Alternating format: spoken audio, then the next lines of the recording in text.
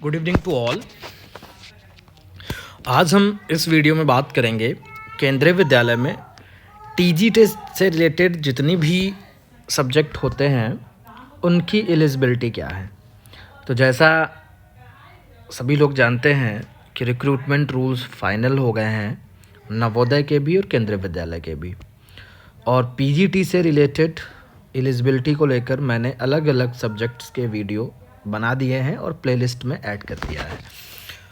ये भी वीडियो मैं प्लेलिस्ट में ऐड कर दूंगा, तो आप लोग वहाँ से जाकर देख सकते हैं, क्योंकि बहुत सारा कन्फ्यूज़न है लोगों के अंदर कि बहुत सारे पूछते हैं कि मेरा इतने परसेंट है, फर्स्ट ईयर में कम है या सब्जेक्ट में कम है या मेरा सब्जेक्ट ये है। तो तमाम ऐसे कन्फ्यूज़न है लोगों में।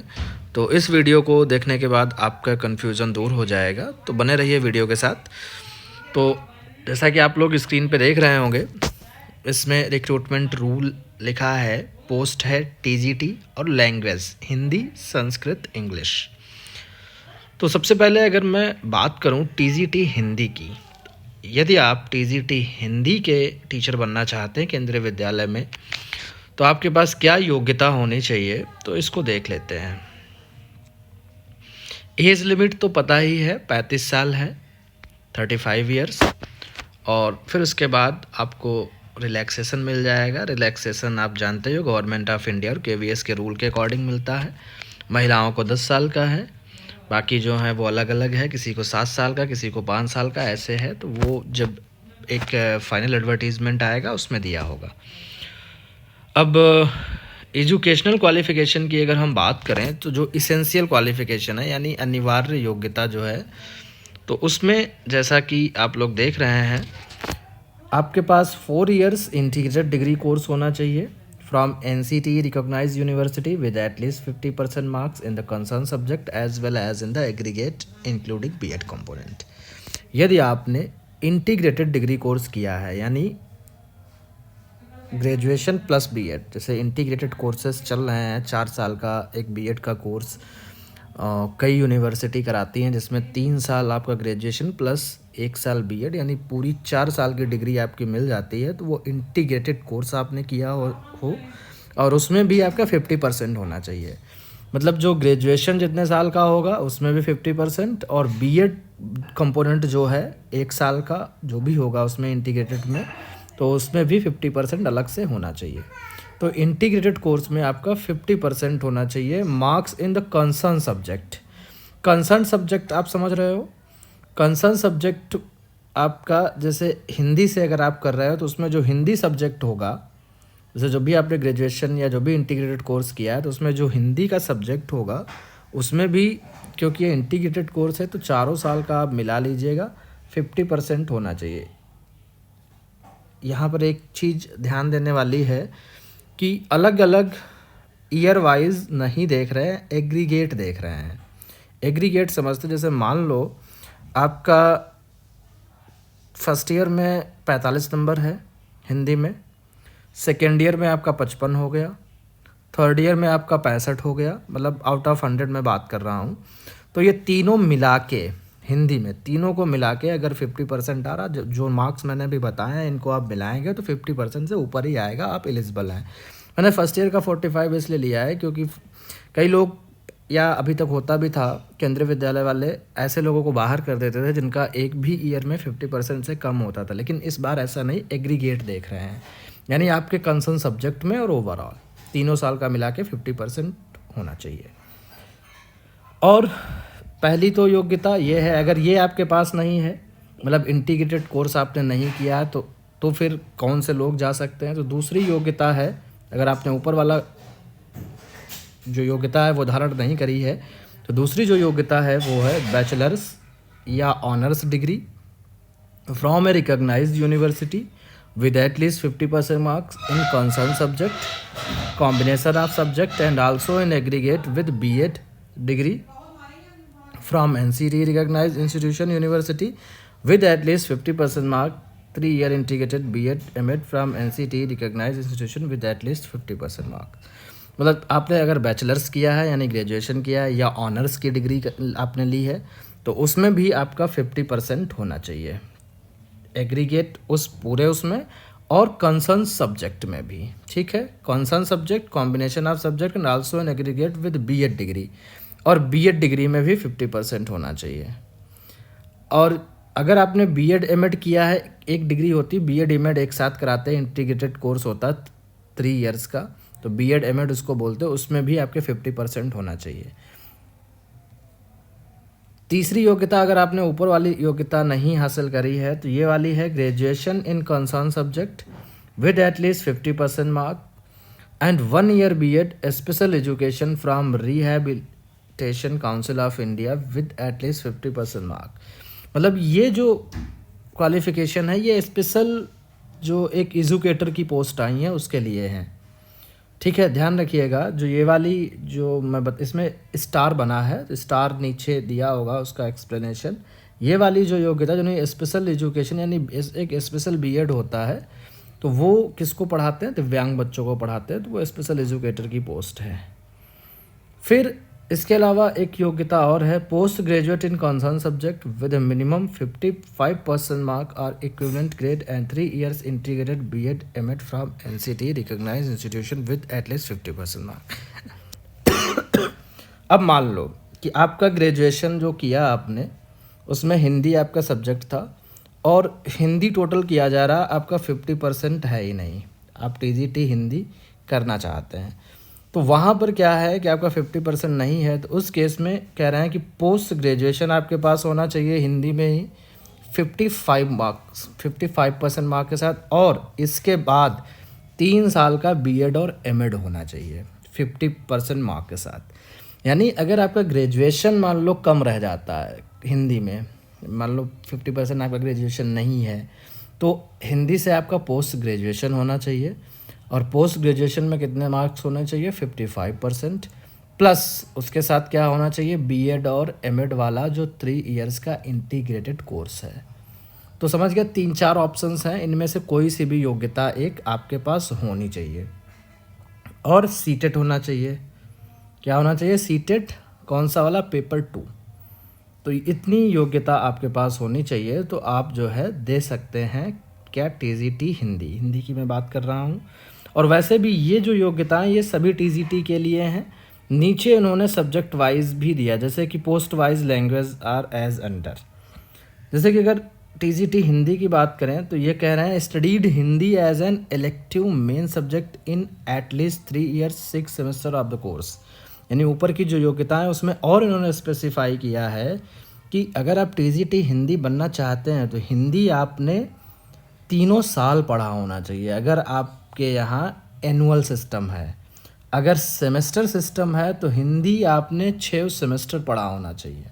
ध्यान रखिए, साफ साफ लिखा for TGT Hindi studied Hindi as an elective main subject in at least 3 years और 6 सेमेस्टर्स ऑफ द कोर्स। मतलब ये नहीं चलेगा कि आपने 2 ही साल हिंदी पढ़ी है, 1 साल छोड़ दी है। तो आई होप क्लियर हो गया होगा। तो मोटी मोटी बात यह है कि ग्रेजुएशन आपका होना चाहिए हिंदी से, अगर आप टीजीटी हिंदी बनना चाहते हैं। 3 साल आपने हिंदी पढ़ी होनी चाहिए।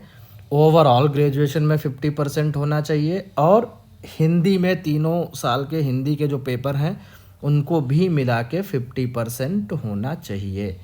अगर एक साल आपके 45 या 44 नंबर या 30 नंबर हैं तो फिर अगले साल आपके 70 के आसपास नंबर होने चाहिए। तो मतलब तीनों जोड़िए, आप तीनों को जोड़ के अगर 50% हो रहे हैं तो आप एलिजिबल हैं। और उसमें कई लोग पूछते हैं कि मेरा 1 साल कम था, तो उससे कोई फ़र्क नहीं है, वो एग्रीगेट देख रहे हैं 3 साल का मिला के। आई होप समझ गए होंगे।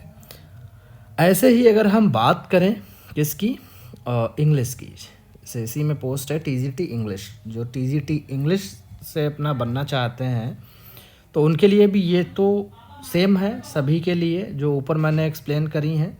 इसमें 4-5 तरीके की योग्यताएं हैं, उनमें से कोई भी एक होनी चाहिए।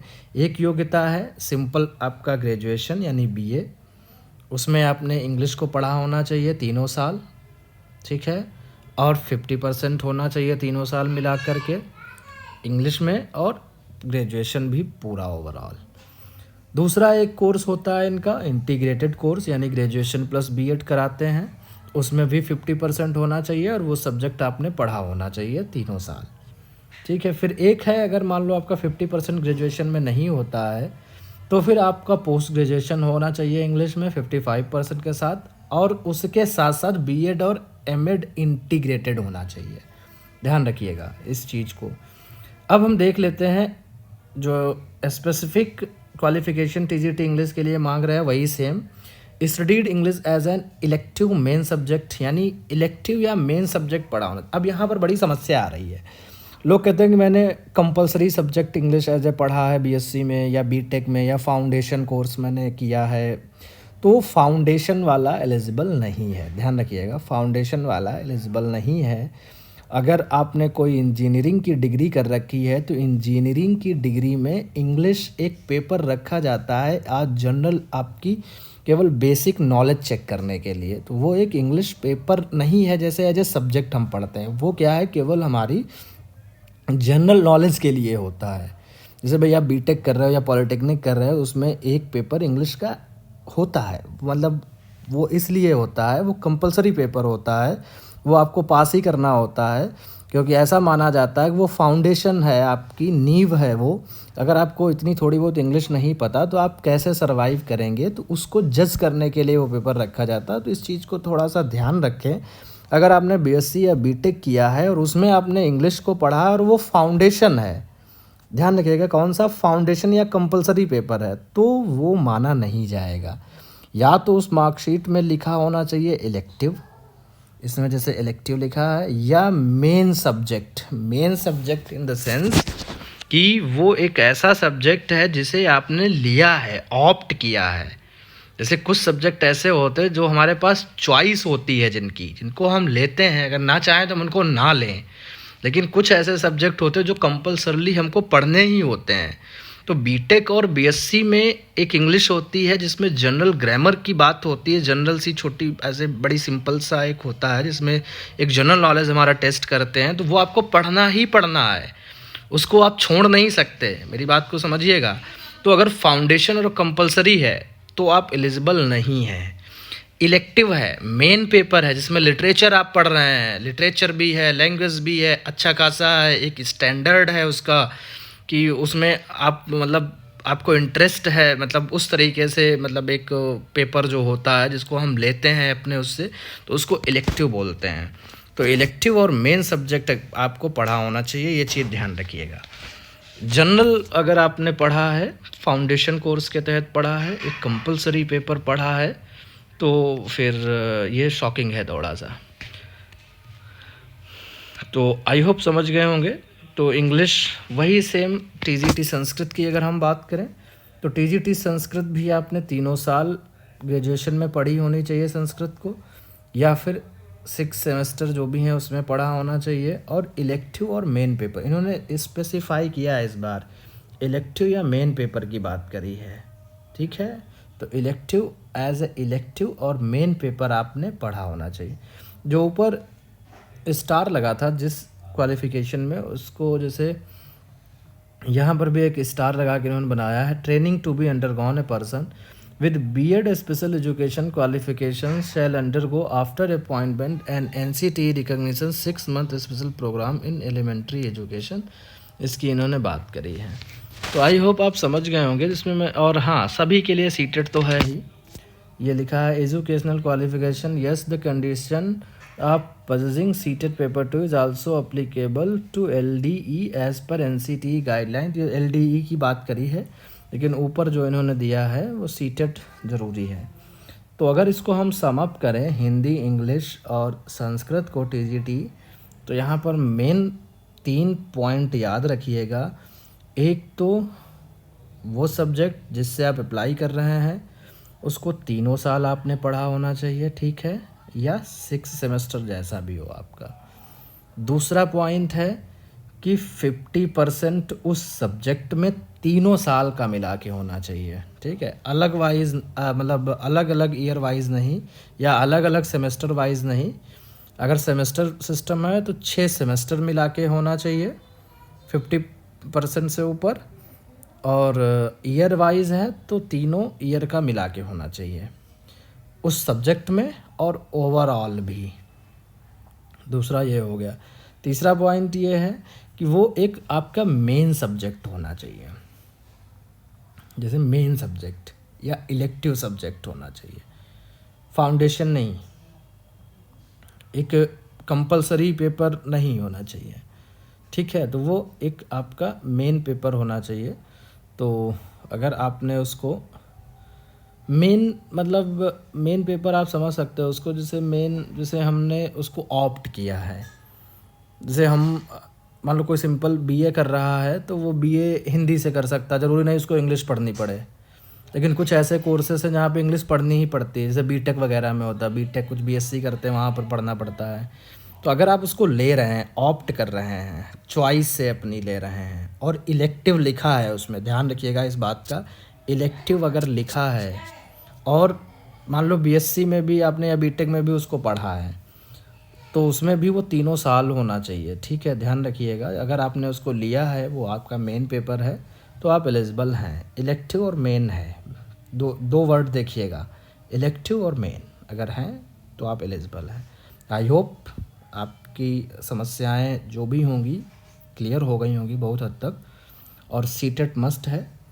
इसके बाद जो अदर सब्जेक्ट हैं उनकी भी जो योग्यताएं हैं उन पे वीडियो हम बना देंगे, और इस वीडियो को भी हम प्लेलिस्ट में ऐड किए दे रहे हैं, तो आप लोग वहाँ से देख सकते हैं। मिलते हैं नेक्स्ट। बाकी जो टीजीटी इंग्लिश से तैयारी करना चाहते हैं, मैं उनको अपना नंबर दे रहा हूँ, वो मेरे ग्रुप में ऐड हो सकते हैं। मैं टीजीटी इंग्लिश की बात कर रहा हूँ, 9451940747।